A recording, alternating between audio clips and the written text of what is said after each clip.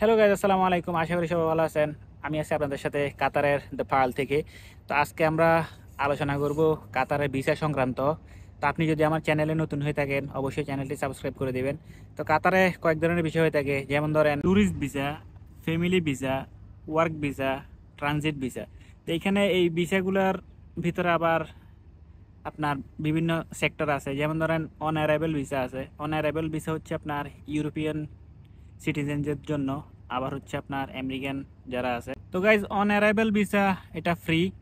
আর কাতারের family visit visa যেটা আছে সেটার জন্য আপনার 200 রিয়াল নেয়।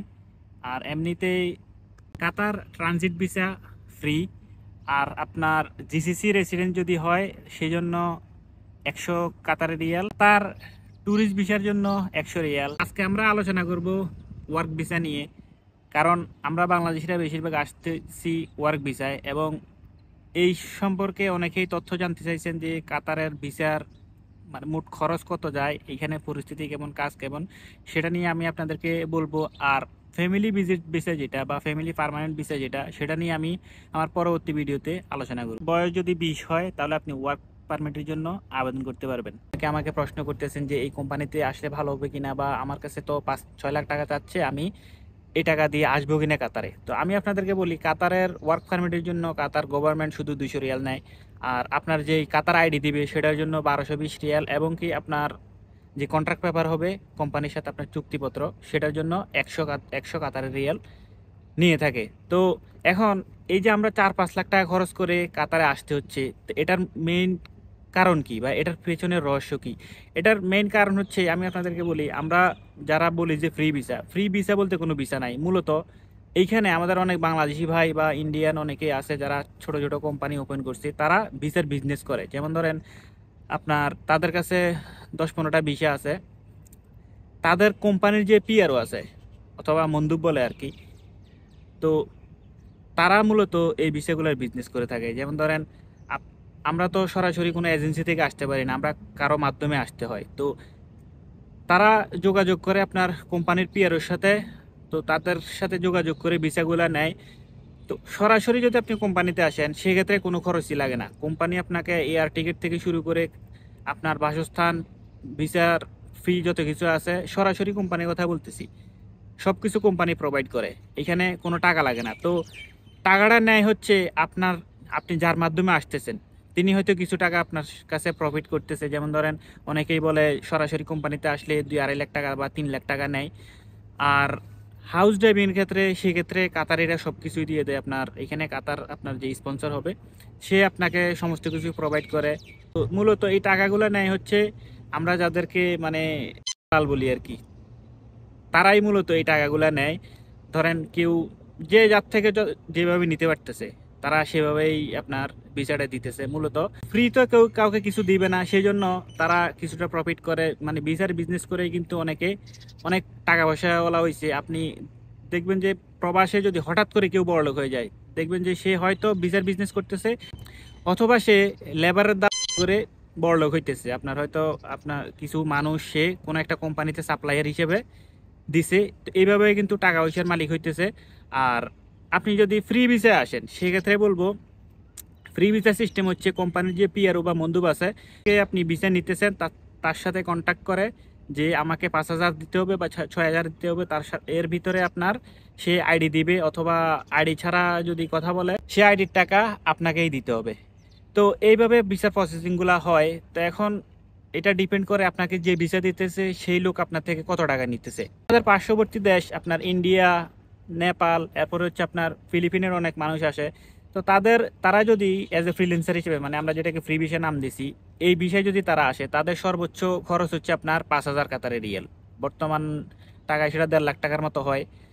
কিন্তু আমরা আসতে হয় 5 থেকে 6 লাখ টাকা খরচ করে। তার প্রধান কারণ হচ্ছে, আগে একটা সময় এই কোম্পানি মন্দুব যারা আছে, পিআরও যারা আছে, তারা অল্প টাকায় ভিসাগুলো দিত, 3-4 হাজার 5,000 টাকা প্রফিট করতো, তারা এই ভিসাগুলো দিয়ে দিত। কিন্তু ইদানিং এই জিনিসটা বেড়ে গেছে। তার কারণ হচ্ছে তারা জেনে গেছে আমাদের বাংলাদেশি যারা ভিসা নিতেছে, তারা এই ভিসাগুলো অনেক চড়া দামে বিক্রি করে। যেমন ধরেন 20,000, 22,000। আমি যখন আসছি আমি 22,000 টাকা দিয়ে আসছি। তো যার কারণে এখন এই ভিসাগুলা খুব অল্প টাকায় পাওয়া যায় না। ইদানিং যেহেতু কাতারে একটু কাজের সংকট আছে, আবার এখন একটু ভিসার রেট কমে গেছে। যেমন ধরুন আপনি 6-7 হাজার টাকা দিয়ে এই ভিসাগুলা এখন পাওয়া যায়, পিয়ারু থেকে বা মুন্দুক থেকে নেওয়া যায়।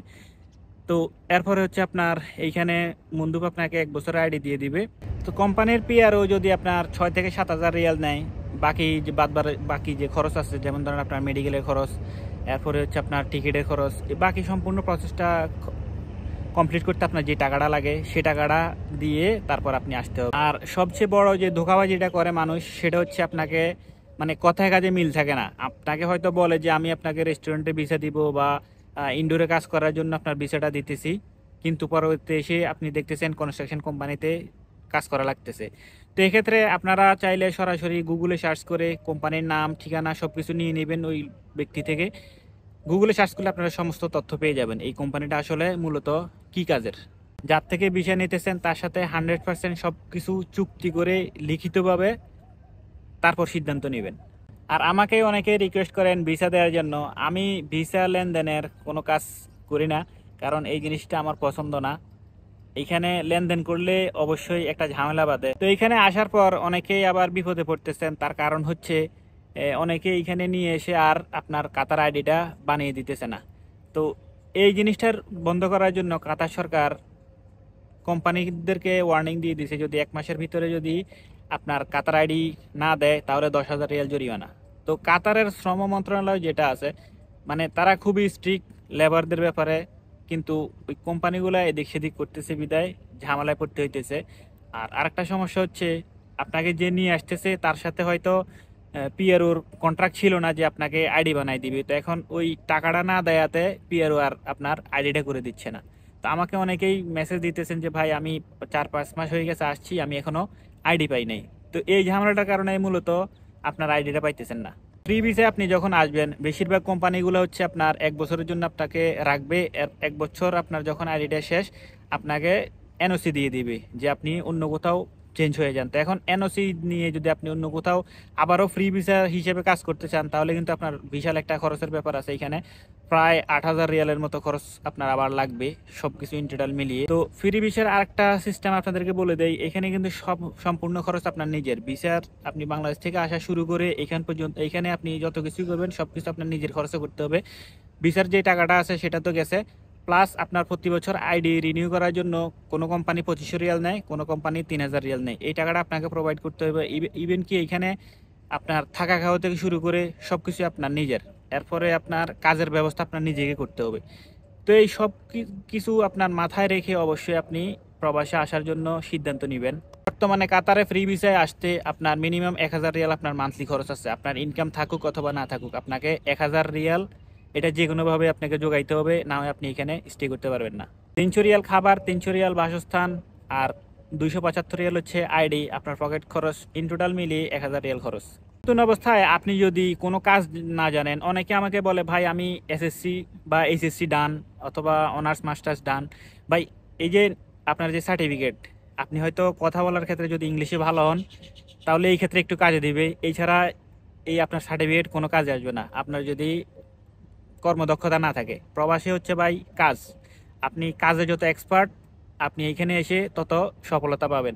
যেমন ধরুন আপনাদেরকে একটা উদাহরণ দেই, যে আপনি একজন ডিপ্লোমা ইঞ্জিনিয়ার, হয়তো বা সিভিলে করছেন অথবা ইলেকট্রিকে করছেন। এখন আপনি পড়াশোনা শেষ করছেন, আপনার প্র্যাকটিক্যালি কোনো জ্ঞান নাই, তাহলে কিন্তু আপনার এই সার্টিফিকেট কোনো কাজে আসবে না। আপনাকে প্র্যাকটিক্যালি দেখাইতে হবে। প্র্যাকটিক্যালি আপনার কাজটা জানা থাকলে সবচেয়ে বেস্ট আপনি সফলতা পাবেন। গাইজ, এই ছিল কাতারের ভিসা সংক্রান্ত। আপনারা যদি আরও কোনো কিছু জানতে চান অবশ্যই আমাকে কমেন্ট বক্সে জানিয়ে দিবেন, অথবা ফেসবুক থেকে যারা দেখতেছেন ফেসবুকে মেসেঞ্জারে অথবা কমেন্ট বক্সে আপনারা আমাকে জিজ্ঞেস করতে পারেন, আমি আপনাদেরকে উত্তর দেওয়ার চেষ্টা করব। তো দেখা হবে পরবর্তী কোনো ভিডিওতে। সে পর্যন্ত ভালো থাকবেন। আল্লাহ হাফেজ।